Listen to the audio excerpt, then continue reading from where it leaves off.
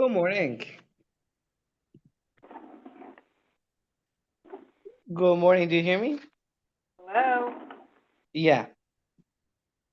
Here. Can you hear me? I hear you. Yes, I can hear Wonderful. you. Wonderful. Did you get the email with the file?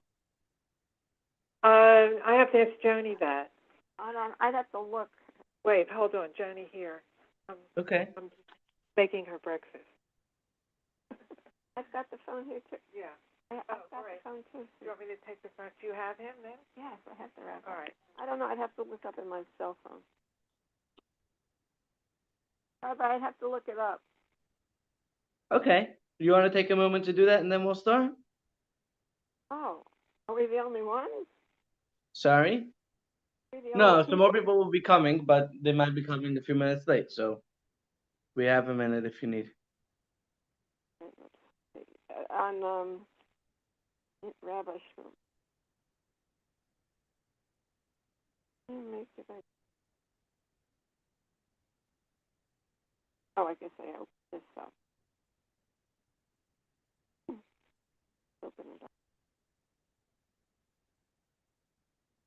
I still don't know how to use a cell phone. Hey. Mission sites, Menorah Public. It's very tiny. What am I looking for? Where to light the menorah? That is the beginning. Yeah. First one. Okay. I got it. Thank you for sending it, Rabbi. Okay.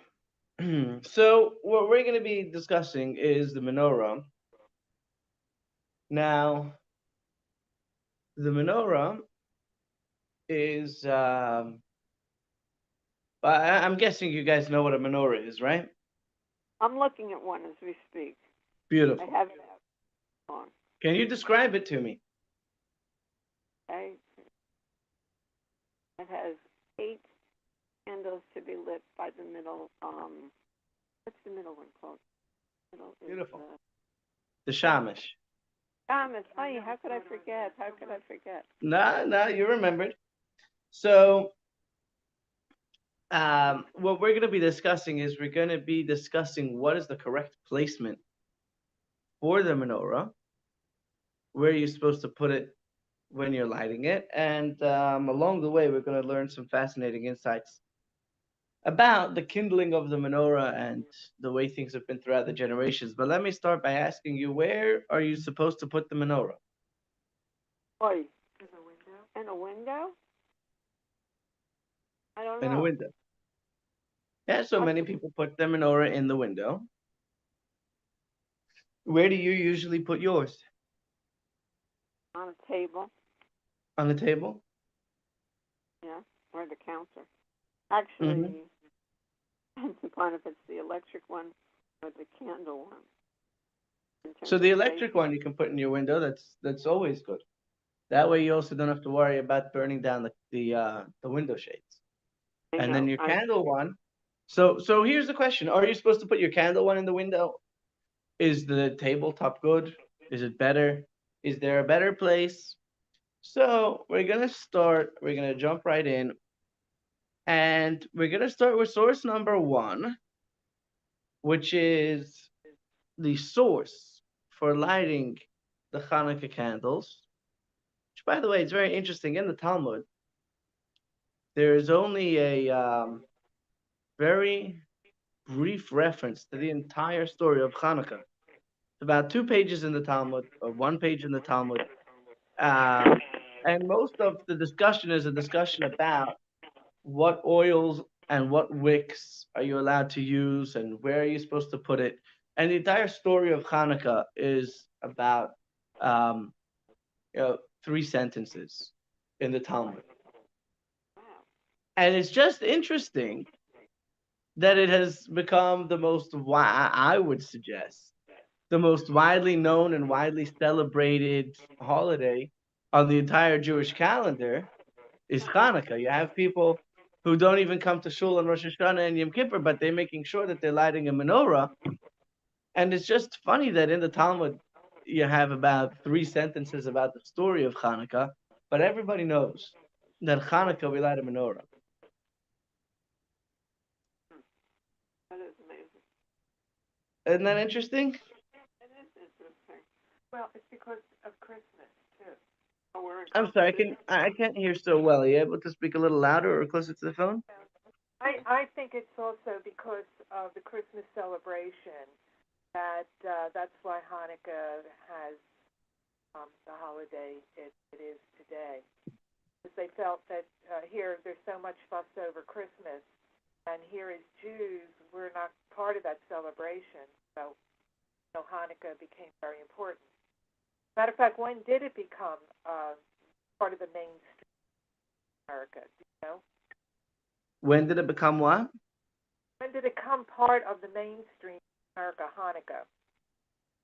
When did Hanukkah come mainstream America? That's a good question. I don't know. Yeah, because think about that. Um, that's how I look at it. Now, when I was growing up, it was all done in the house. It wasn't this celebration like they have in shopping centers where you see menorahs hanging on poles and all. It was just in the house, and my parents gave us each a little gift every night. So it has changed since I have been a little girl. That it's been, I'd say, commercialized. Hmm. So I think we're gonna touch upon a little bit about the big menorah lightings in malls, shopping centers, community parks, and city halls. We'll get to that soon or And later. how's that on top of cars? I And don't on know top what. of cars. So the truth is that all of that was started by the Rebbe. All of that was started by the Rebbe. Good morning, Mitch. Good morning, Zalman. Oh yeah, bruh. I don't think I printed enough copies. No, go up. You're right here. No, that's fine. Sorry. For you, it's not. For me, it is. You know, there was a story. There was a story. I'm going to interject over here. It was a good story. There was a rabbi and very holy man. He was the mentor in the yeshiva, and he once invited one of the students over for a Shabbos meal.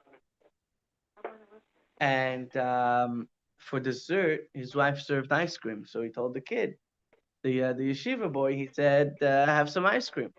And the yeshiva said, "No, this is extras. This is materialistic. I shouldn't be eating ice cream." And the teacher said, "No, no, take." And the student says, "No, I ought not." And the teacher says, "No, I'm telling you, I'm your host and I'm telling you to take it." Finally, after pestering the kid so much, the kid was got a little excited and he said, "Okay, I'll take it. You know, you're forcing me." He takes the portion of ice cream and he takes a spoonful and he lifts it to his mouth. And as he takes the first bite, the mentor starts screaming at him, "What kind of a thing is this? A yeshiva boy eating ice cream, such materialistic things." And now this boy is genuinely confused. He says, "I don't. That's what I told you, and you kept on pestering me, and you forced me to drink it, to take it and eat it. What's wrong with you?" He says, "No, you don't understand.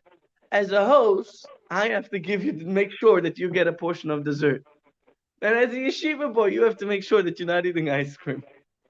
Ay, vey. Yeah. Okay. So let's look inside. We're gonna start with source number one. Um, Joan, would you like to read source number one for us? Sure. The sages taught the mitzvah is to place the Hanukkah light at the home's entrance on the outside. If one lives in an upper story, it should be placed in a window facing the public domain. During times of danger, it is sufficient to place it on a table inside the home. Okay. So we have here three different places where to put the menorah. Number one is outside your front door. Number two is in a window if you live in an upper story. Number three, if it's a time of danger, then you put it on your table. So, what is considered an upper story and what is considered a time of danger? Joe, would you like to continue us from Rashi, the foremost commentator on the Talmud and the Torah? And we'd like to continue what he explains. Uh-oh. I just touched the phone and I lost it. Oh my goodness. Okay, then no worries. I'll continue. Outside, he says, the reason why we put it outside is to publicize the miracle. We don't put it in the public domain, right? It's not going in in the actual street, but rather in the courtyard. And the way that it worked in those days, I guess similar to an apartment complex that you have today. You have one courtyard with a bunch of buildings, and each home opens up into the courtyard. So it would be outside your house in a private domain still, in the private area, in the courtyard. Um, if one lives in an upper story, then he doesn't have an entrance to the courtyard, which we're going to learn later that if your house is above 30 feet from the street level, then you should not put it in your window. Reason being is that a person walking by will only see something if it's within 30 feet from the street level. Once it's above 30 feet, it's already outside of the view of the person, and it no longer serves the purpose of bringing the message to the outside. Therefore, it's better to put it inside on the table. Be placed inside in the window facing the public domain. In danger, if the Persian law at that time was that during their pagan holiday, the only lights lit could be those of their temples. And if the Jewish people would start lighting Hanukkah candles and putting it in the window, um, that would be a problem. Therefore, they would light them inside on the table where you don't have the issue of the authorities coming by and making problems. So, in source number two, we're going to figure out what kind of a danger was this. Is it that if the Persians saw a Jewish person with a menorah in their window, they would kill them? What? Um, Yeah. what was the nature of the danger over there? And today, you have many people. You have two things. On the one hand, you have people today who are going to say, even though I haven't yet put a menorah in my window, this year I'm going to put a menorah in my window because I want to display that Jews are proud, Jews are strong, and we will prevail. Am Yisrael Chai. I'm going to have a menorah in my window. And then you have other people who say, I usually do put a menorah in my window, but this year I'm scared to because of all the anti Semitism around. So is that enough of a reason? Is the worry of anti-Semitism? Maybe someone's going to graffiti on my wall. Maybe someone's going to say something not nice to me. What level of danger is considered danger that will allow me to take the menorah away from my window and put it on my table? Zalman, would you like to read for us source number two? So the Ritva is Rabbi Yom Tov ben Avram, and he is also one of the great commentaries on the Talmud. This cannot be speaking of a life-threatening danger, because of course we are not supposed to give up our lives for a positive mitzvah.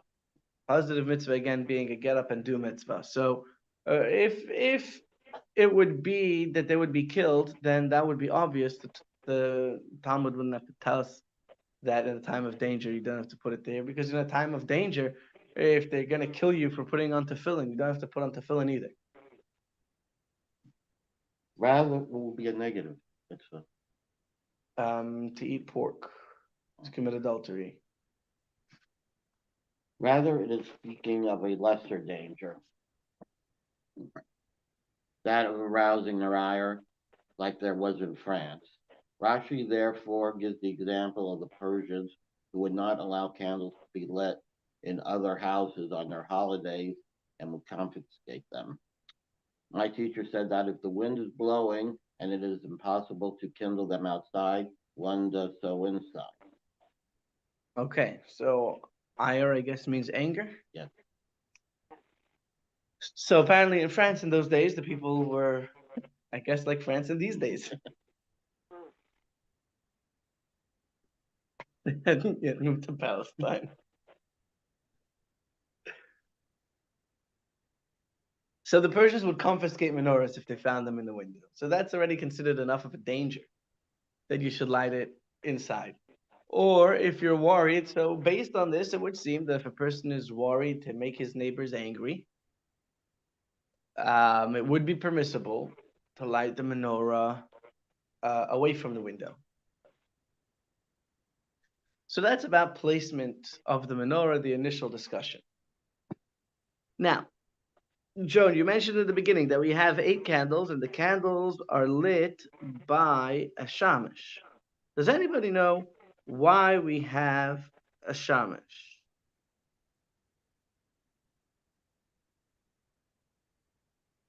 So that you can light the candles. The candles.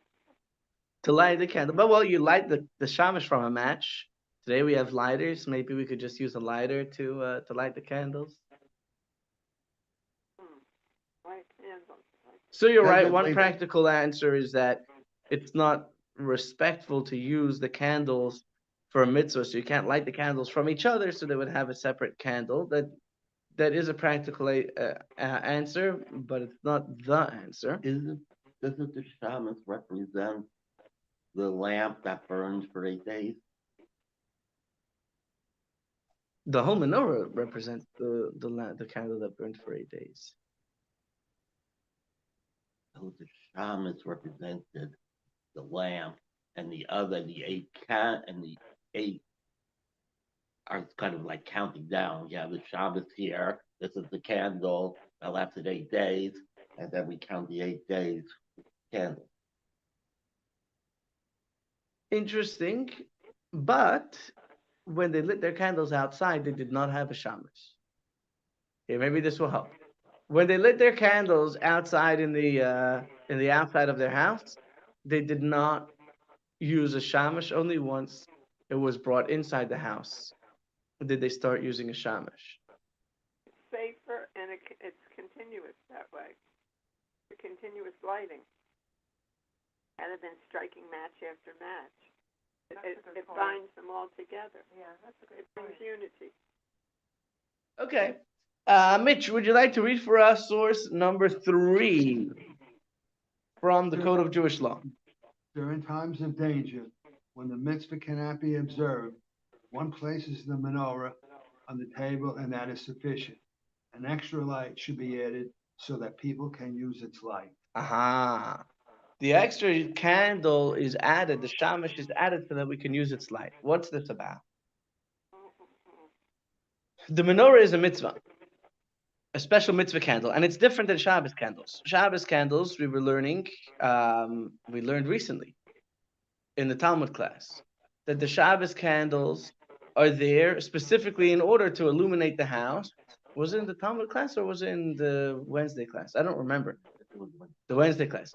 We learned recently that specifically the candles were there in order to make sure that you don't trip and you don't stumble, and they were there specifically to illuminate the home. The candles of the menorah are very different. The candles of the menorah are mitzvah candles, candles to remind us of the miracle that happened to our grandparents. Therefore, it is not appropriate to use the light of the menorah for anything other than just to look at it and remember the miracle. So when it's outside, you don't have any issues. People are not going to be using that candle for light because they have street lamps, and the light of the menorah is not adding enough light for them to make sure that they don't um, trip in the cracks and the potholes. But once you have the menorah inside, especially in those days where they had candlelight and that's what they lived by in the evenings, there is a concern that a person will, by mistake, count their money, read a book, whatever it is, by the light of the candles, thereby desecrating the holiness of the candles. So we add the shamash, so that if a person is using the light of the menorah, we can say, it wasn't the light of the candles of the menorah that he was using, it was using the light of the shamash. So that way we have an out in case we need. And that's the reason why we have a shamash. And that's also why the shamash has to be either higher or lower, separate from the rest of the candles, to remind us or to show us that this is a separate candle, not the candle of the mitzvah. So, if we look inside, we're going to see something very interesting in source number 4. In source number 4, which is the Code of Jewish Law, which was written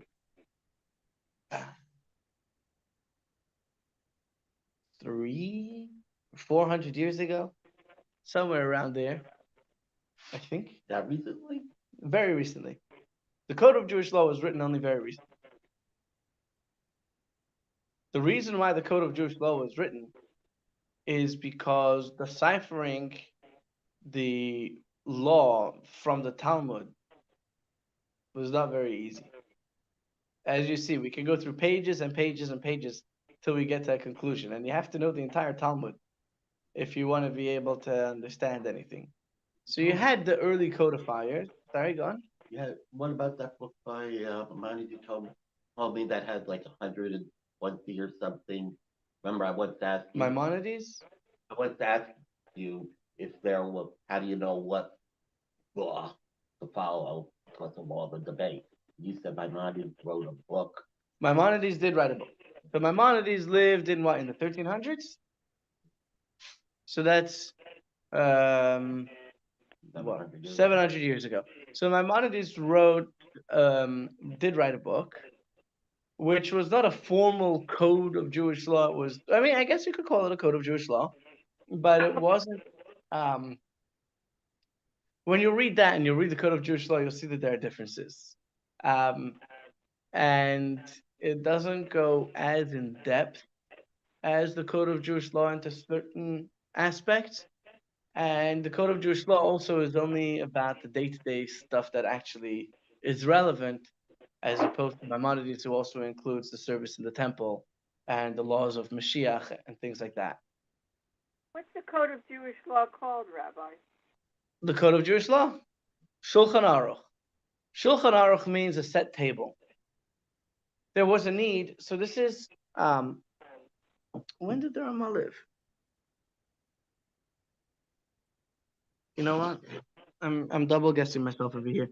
I'm gonna borrow Wikipedia for a moment.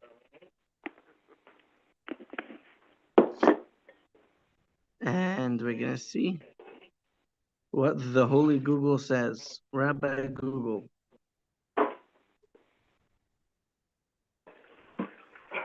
His name was Rabbi Meir Israel.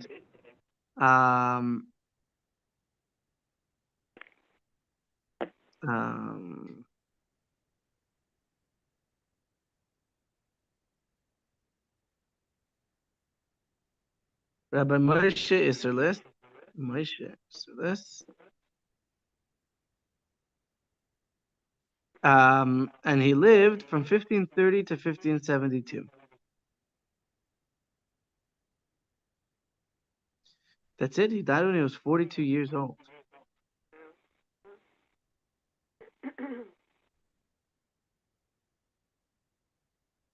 I said Mayor. I apologize. That was a mistake. So at the same time that he was writing his code of Jewish law, Rabbi Yosef Karo, can anyone tell me where Rabbi Yosef Karo came from? Egypt. Very good. He lived in Cairo. He moved to Tzafat at the end of his days. So he was writing one as well, and then they ended up meeting. So this is in the mid 1500s. So we're talking 500 years, which is still pretty recent. And that was okay. So this is already 500 years ago, and the Ramah writes just very plainly. He writes like this in source number 4. He says, nowadays that everybody lights inside, ... which means that it was the given custom that people didn't light their menorahs outside anymore already at that time. So the question is, where inside is the best way to put it. So far, we've learned that you're putting it in the table, but we learned that the best place to put it is outside your house by your front entrance. So the question is, now that we're lighting inside, are we supposed to light it by a doorway or are we supposed to put it on the table?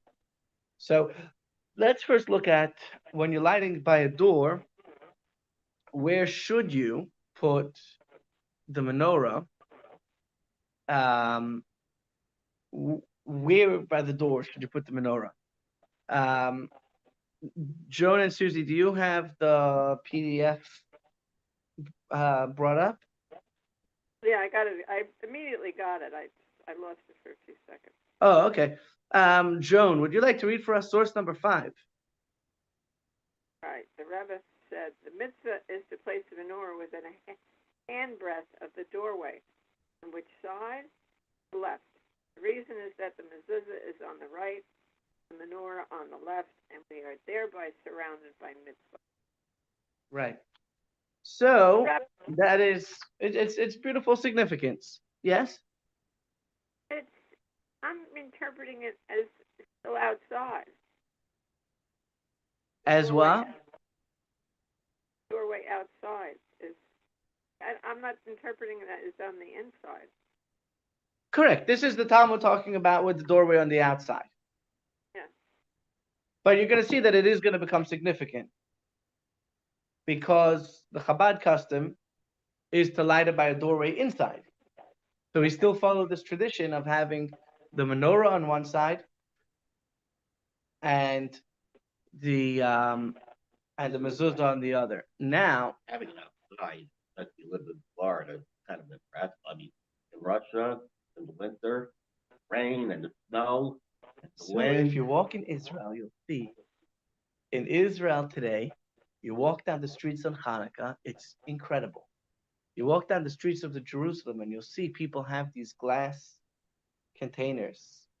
I don't know if they had them back then, but today you'll see these glass panes with menorahs inside, and just the entire streets are filled with menorahs. And it's if you're ever feeling down about your Judaism and you want to feel a strength or you want to feel like Judaism is alive, walk down the streets of Jerusalem on Hanukkah and you'll just see menorahs all around you.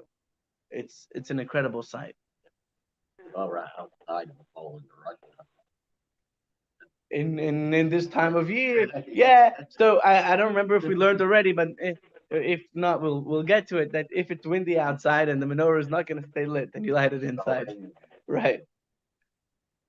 Um, Actually, one of my favorite Hanukkah stories that my father used to tell us as a kid was that there was this guy and he came to his rabbi for a blessing for his business trip, and the rabbi told him to buy the biggest candles he can get his hands on for Hanukkah and take them with him in his trip, like huge candles, bigger than what's manufactured. You should get special order.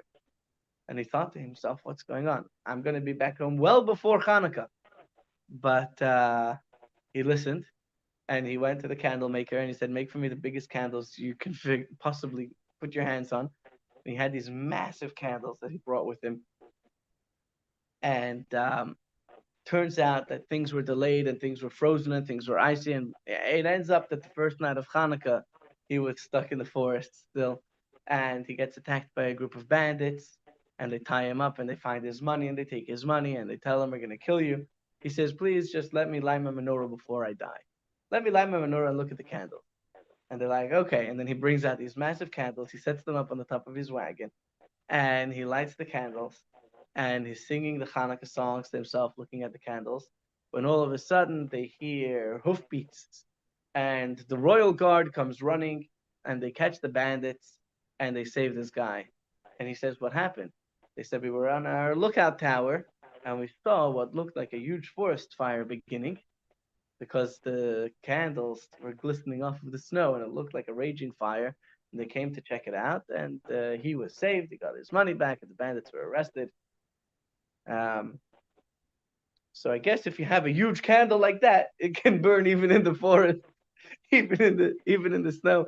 But I don't think most people were lighting such candles. They probably were lighting inside. Another miracle. Sorry. Another miracle. Yep. Light candles. Yeah.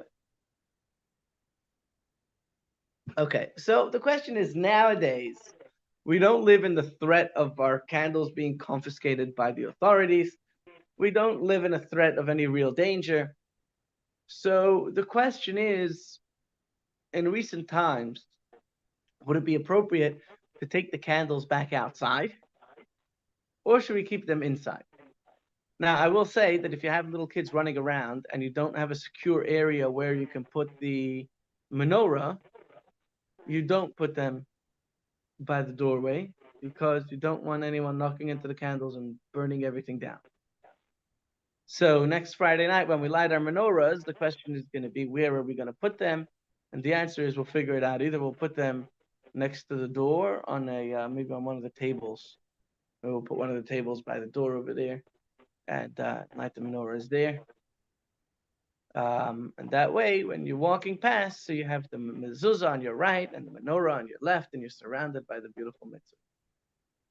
Okay, so today, what do we do?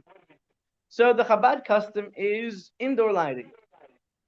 And this is from the Rebbe. The Brisa, the Talmud, and the Halachic authorities state that the ideal place for menorah lighting is outside the door of the home.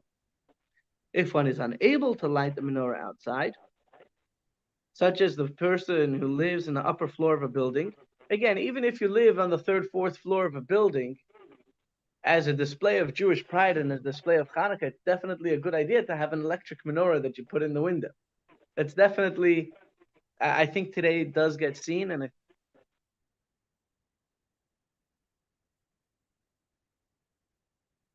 should it window facing the street. The purpose, this placement of the menorah, is that it should be visible to the public. So you'll see many communities where they have their menorah in the window facing the street. This is how the law is recorded in the Code of Jewish Law, and there are no disputes about this point. However, we see that the practice of the Chabad Rebbes was not to light it by the window, but to light it by the door. They would light next to a door from one room to another, or between the hallway and a room. They did not light at the window even when they had windows that were facing the street. Hasidim that are particular about emulating the customs of the Rebbes also follow this practice. So the question is, why would the Chabad Rebbes have lit their candle inside by the doorway and not by the window, as most people do? One possible explanation could be to suggest that the law that the menorah should be lit in the window facing the street is only relevant when the passerby include Jewish people. The argument would be that the purpose of lighting facing the street is to publicize the miracle of Hanukkah, and this can only be achieved when at least 10 Jews will see it from the street. However, when living among non-Jews, this is not applicable. But the fact is that the Rebbes did not light in the street-facing window, even when they were living in places where there were 10 or more Jews among the passers-by on the street. They always lit at a doorway inside the home, either between two rooms or between a room and the hallway. This is a practice that I observed by our Rebbe, the Rebbe Rayatz, which is the Rebbe's father-in-law, both here in America as well as the former places of residence in Poland and Riga. Does anyone know where the city of Riga is? Yeah. Oh, it was in, I I think don't now know. it's in, I think now it's in Russia, but then it was in Poland. So Or Riga was in versa. Latvia. I Latvia. see it. I was married to one. Sorry? I was married to a fellow from Latvia. Oh, wow. Yeah, but not a wow. Wasn't Jewish. Oh. Okay. But not a wow. So did he ever go to Riga? Is Riga the capital city? Is it a big city? he was from a very wealthy family when in Latvia, but when the war started, it's really painful for me to think about this because they Okay, went to so Germany. let's skip. Yeah, I mean Next. they went to, And I'm sorry about that. yeah, I goofed. In Russia, it could be argued that it was too dangerous to light in public view. Now, in Russia, in those days, of course, you know what the Iron Curtain was like.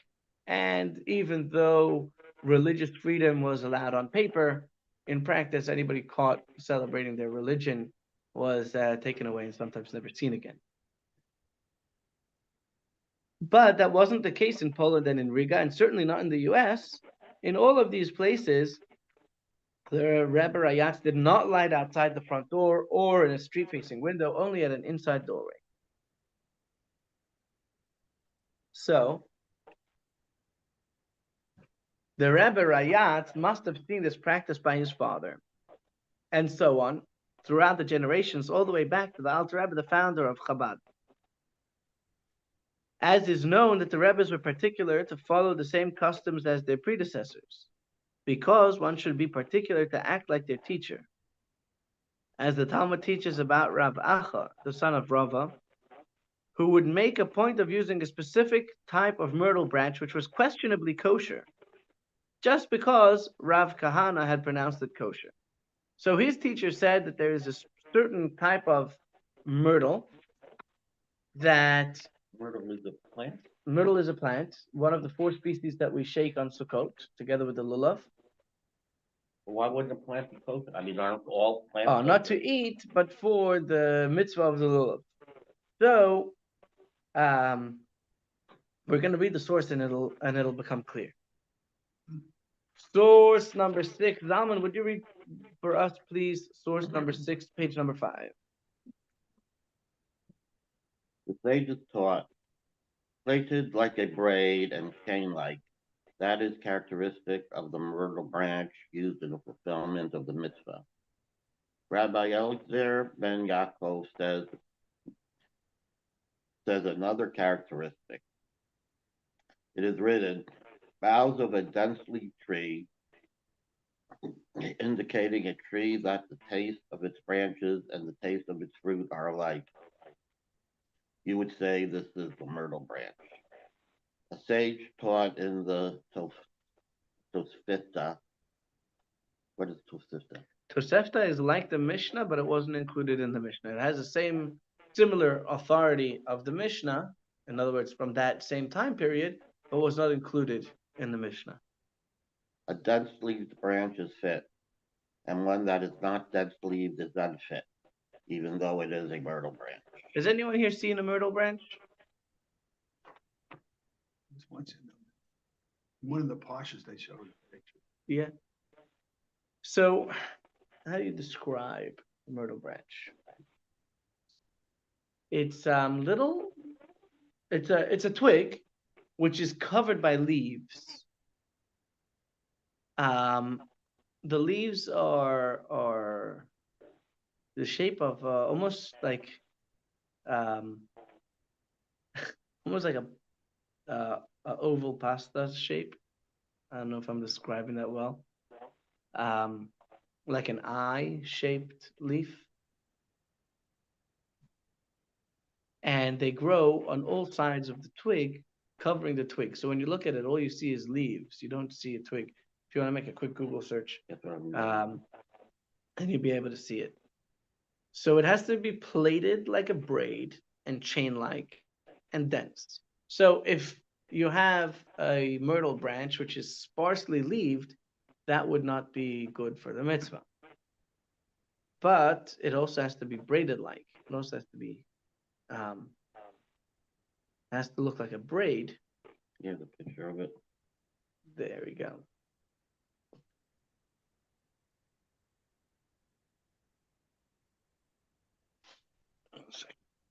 Second. Myrtle tree. It's a myrtle tree. Oh, but this would be a good example of one that's not kosher. Because number one, it has the bud sprouting from it. And number two, the If you leaves are go not back a covering the page, stem. there's several different types of myrtle. So if we look over here, myrtle, where's this? Can we go? Here, let me, the page before this. Are you able to go on Google and search pictures for myrtle, and then hopefully we'll see the right thing that we're looking for.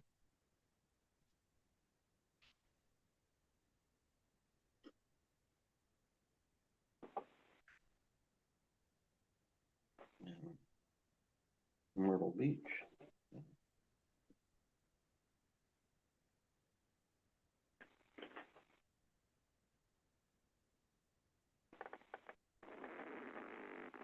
Yes.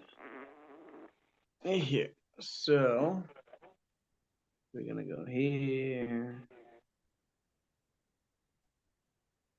Wow, it looks like the kind that we use might be hard to find. Now I know why they're so expensive. I noticed on the previous page, it said that there was European and Australian type. Interesting. Um,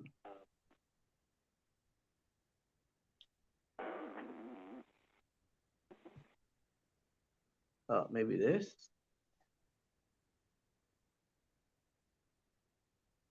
Huh.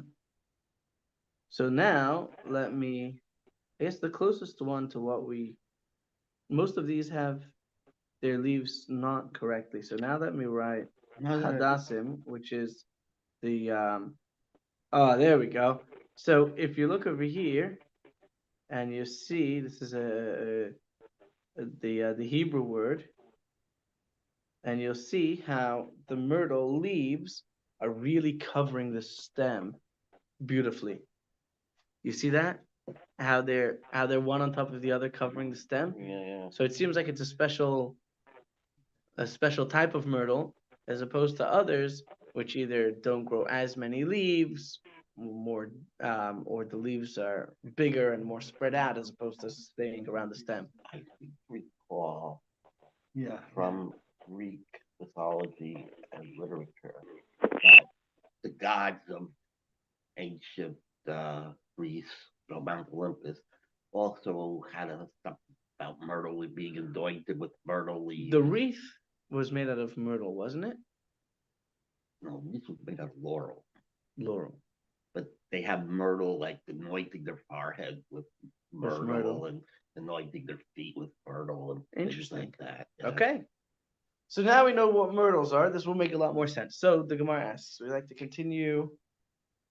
The Gemara asks. In the middle, the third paragraph. Yeah. The Gemara asks, what are the circumstances of dense-leaf trees? Rev Yehuda said it is a configuration where 3 leaves emerge from each base. Rav Kahana said even 2 leaves emerging from one base and 1 leaf that covers the other 2 emerging from a lower base is called dense. Rav Acha, son of Rava, would perfectly seek a myrtle branch configured with 2 leaves emerging from one base and 1 emerging from a lower base, since this statement emerged from the mouth of Rav Kahana. So his teacher said that if it has 2 leaves coming out together and 1 leaf coming out below it, even though it's not coming out 3 leaves at a time, that is still kosher. Even according to Rav Kahana, that's not the best way to do the mitzvah, but it's still kosher. However, we see that one of his students, Rav Acha, the son of Rava, would go specifically looking to find a branch that was like this. Excuse me, sorry. Because he wanted to show reverence and respect for his teacher. He said, if my teacher said that this is kosher, this is what I'm going to use. And for him, that was the beauty of the mitzvah, was respect for his teacher.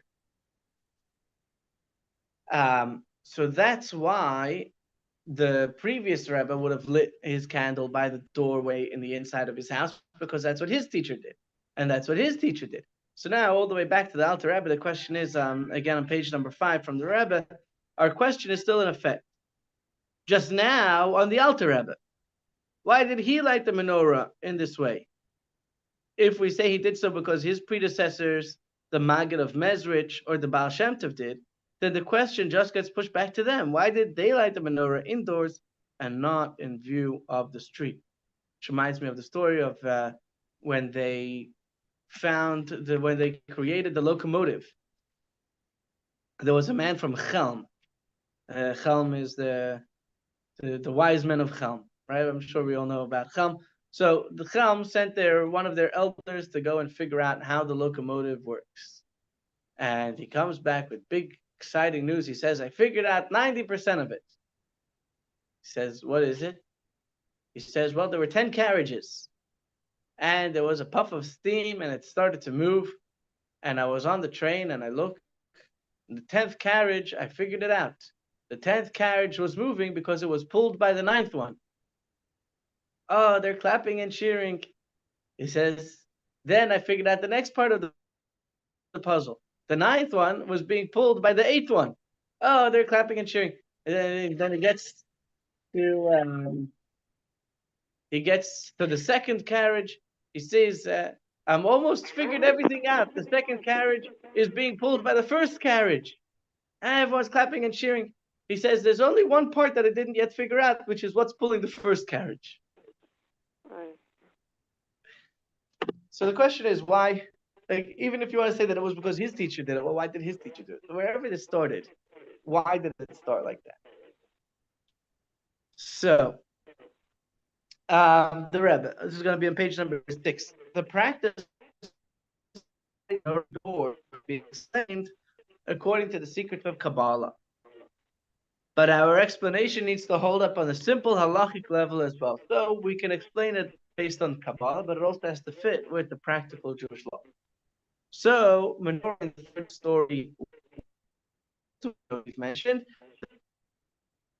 that is only relevant when the window is lower than 20 cubits high, approximately 32 feet, because Hanukkah candles placed higher than 20 amos are invalid. The reason for this is and gained from placing it again.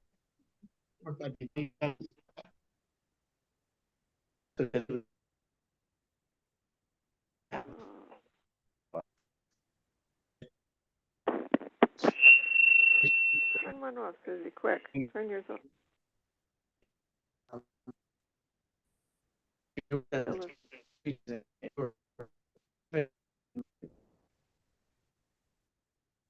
shucks. We've lost you, Rabbi.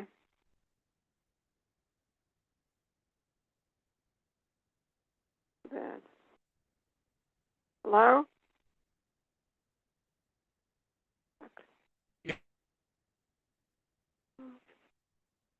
Can't hear him.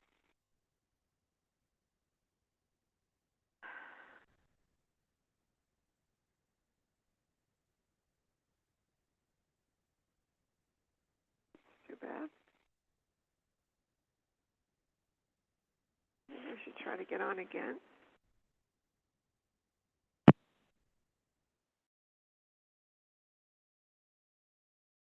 Eruv and a sukkah. It could have been argued that the sukkah and the Eruv beams above 20 amos are not noticed because they don't spread light, but bright candles shining at night will be seen even above 20 amos. Nevertheless, the Talmud states that the Hanukkah candles have the same law as the sukkah and the Eruv beam, and they don't count if it's above 20 amos.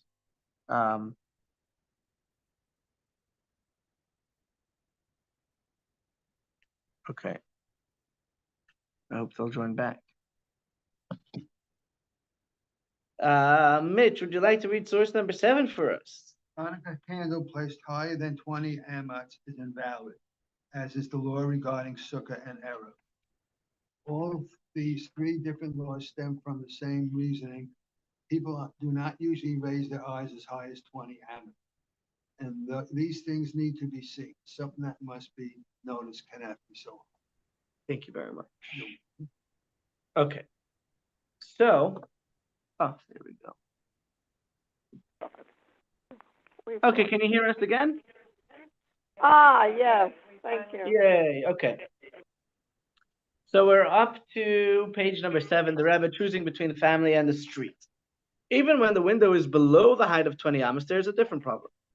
Most Hanukkah menorahs today, so this is not today, but I guess then, and the Rebbe's menorah was like this as well, was built with a backplate, allowing the candles to be seen only from the front side of the menorah.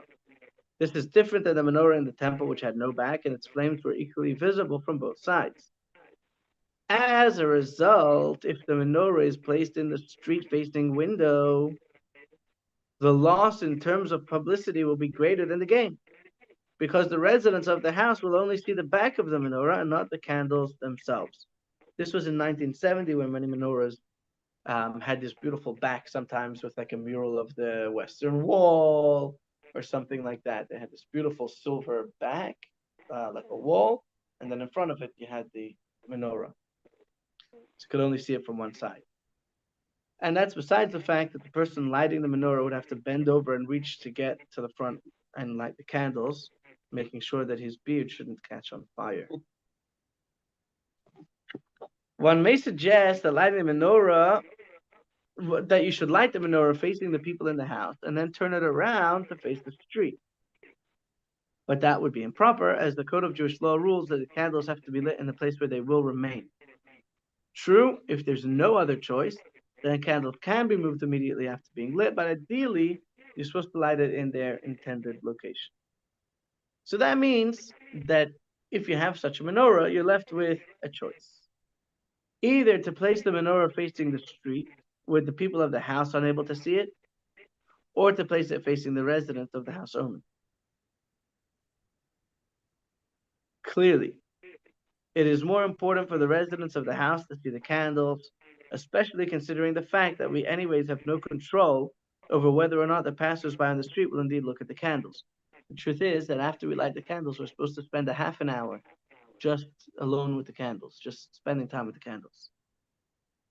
Therefore, the better option is to light the candles in the doorway. Since it isn't possible to do so outside, this should be done at one of the doorways inside the house, between two rooms or between a hallway and a room. I guess it wasn't possible to do so outside for the reasons that Zalman was saying before. They lived in Russia, and in Russia in the winter, you can't really.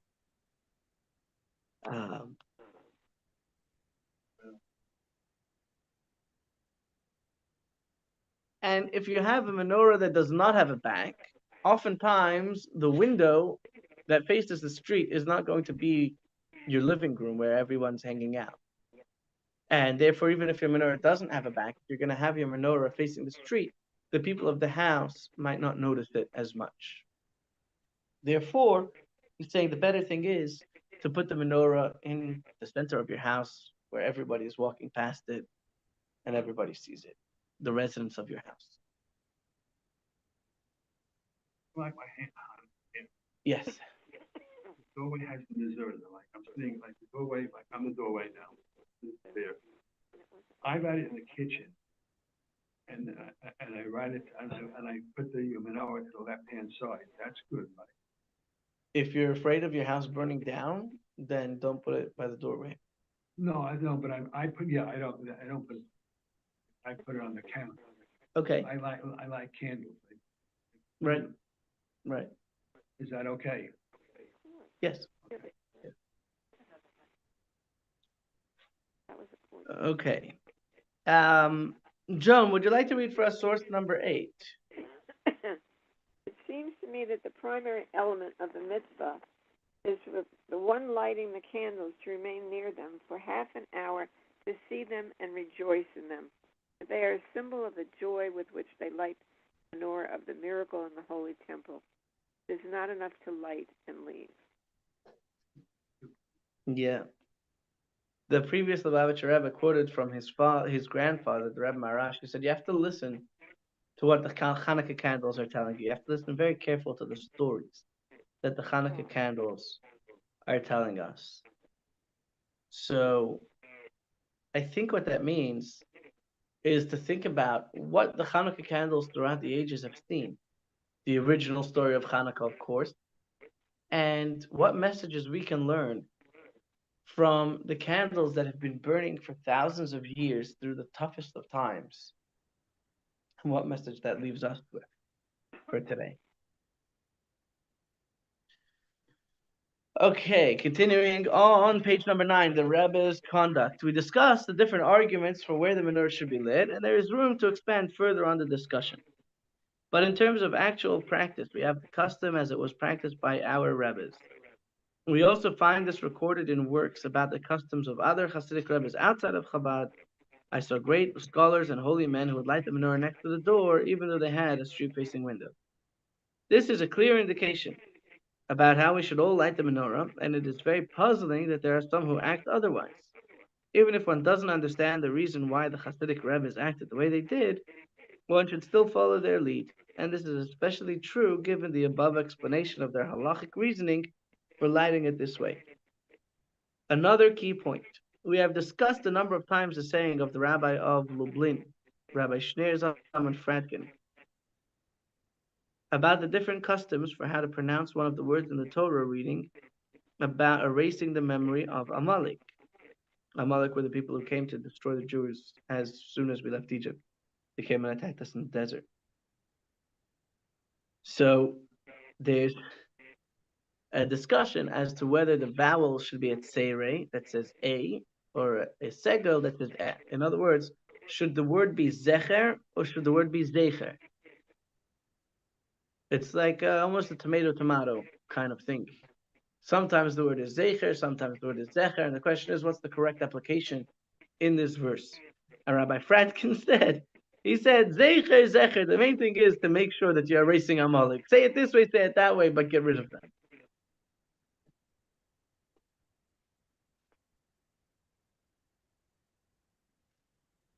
So the same is true in our case, page number 10. Whether one lights indoors or facing the street, the main thing is make sure you light it, increasing the candle of the mitzvah and the light of the Torah. This leads to continuation of the verse, the disciplining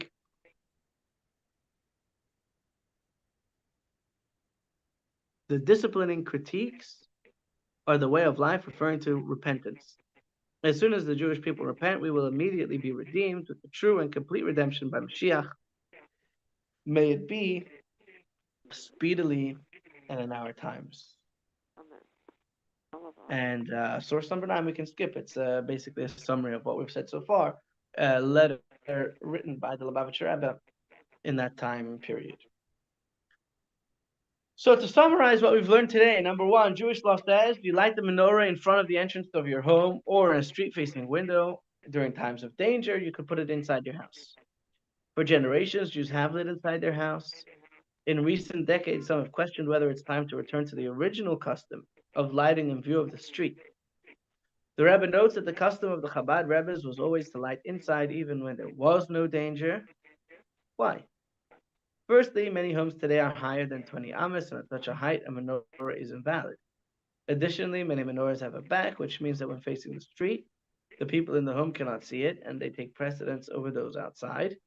And like we said, the street-facing window may not be in a place where you're going to be looking. Hasidim follow the precedent set by their rabbis, and so they do regarding the menorah, just like we learned from Rav Acha about the myrtle. The custom is for the family to stay near the menorah for half an hour after lighting it, listening to what the lights tell us. Oh, push it. On Shabbat, Yes. the candles, the menorah candles come before the Shabbat candles, and isn't starting a fire, lighting the Hanukkah candle kind of contradictory to? Very good question. A very good question. And the answer is that on Friday we light the Hanukkah menorah before we light the Shabbat candle. And Shabbat So that's doesn't before officially sundown. begin until the Shabbat candles are lit. So long as they're lit before sunset. But then, So we will light it before sunset. So but if usually, you light it before sunset, then you're still lighting it on the previous day. that's a very good question. The answer to that is that we get extra long candles. We use longer candles on Friday Veronica. for Hanukkah, or more oil if you're using oil menorah, But you're still not lighting them on Shabbat. because you can't light them on Shabbat. Hmm? You can't light them on Shabbat. But there are certain things, we learned this all the way back in the beginning. There are certain things that could be done even before sunset and be counted for the next day, so long as it's within a certain time frame for sunset. Like the evening prayers, you could say even before sundown, if the need arises, which is what we're going to do next week, probably. And then on Saturday night, we wait until after Shabbos, and then we light the candles. So I hope that this was interesting. I hope you learned a lot of new things about the menorah that you didn't yet know.